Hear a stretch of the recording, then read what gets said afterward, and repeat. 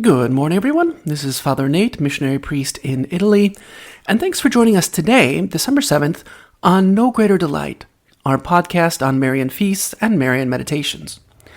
Again, today we're celebrating two different feasts. The first, as the Abbot Orsini recalls for us, is the miraculous preservation of the image of Our Lady of Paris, right?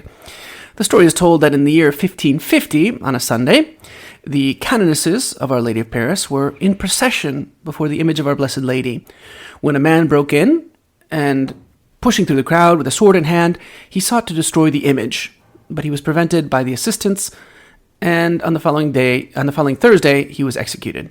Okay, so again, that's all that the Abbé Orsini tells us, but this is an event at Notre de Paris, Our Lady of Paris, right? Or the cathedral, sometimes known as Notre Dame, right? If you recall, this church had a fire that took place back in 2019, right? The roof caught fire and it burned for 15 hours.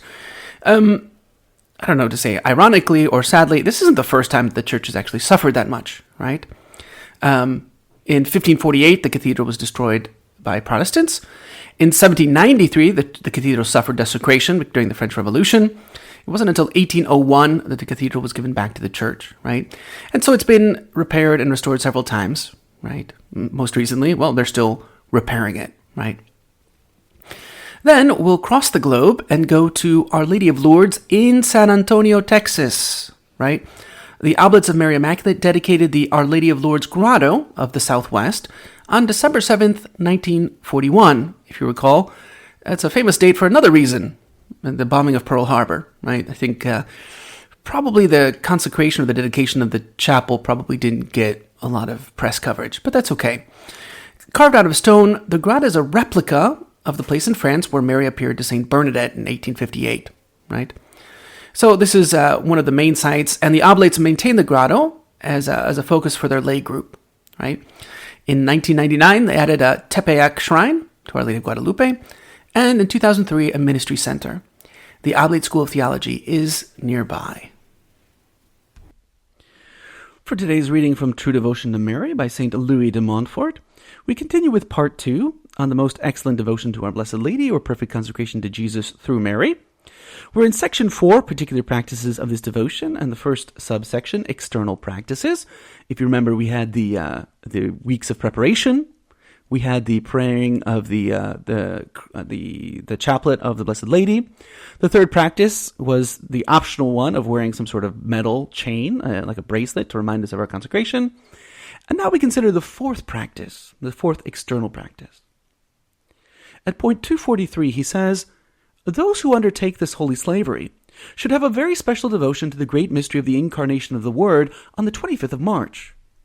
Indeed, the Incarnation is the proper mystery of this practice, insomuch as it was a devotion inspired by the Holy Spirit, first, to honor and imitate the ineffable dependence which God the Son has been pleased to have on Mary, for his Father's glory and our salvation, which dependence particularly appears in this mystery, where Jesus is a captive and a slave in the bosom of the Divine Mary, and depends upon her for all things.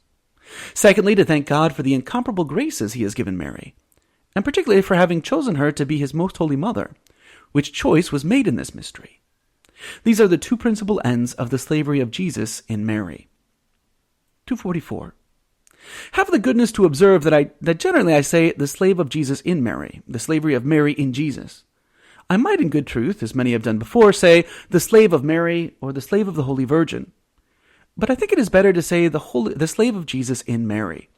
As Mr. Tronson, Superior General of the Seminary in St. Sulpice, renowned for his rare prudence and consummate piety, counseled to an ecclesiastic who counseled him on the subject. The following were the reasons, right? Why would we talk about being a slave of Jesus in Mary, right? He likes that phrase.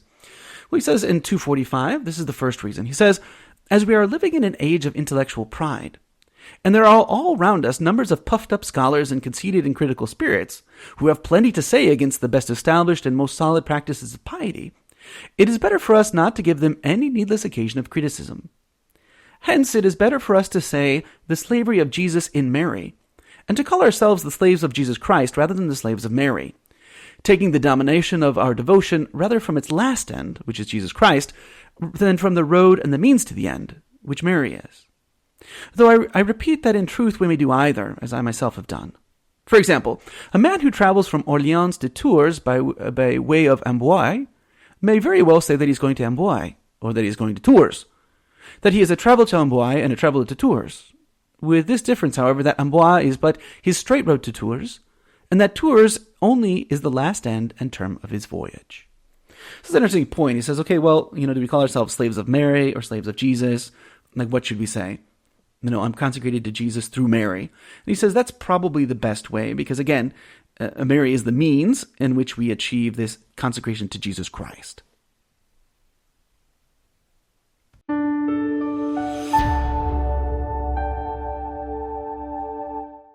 Thank you for listening, and we hope you enjoyed our Marian podcast.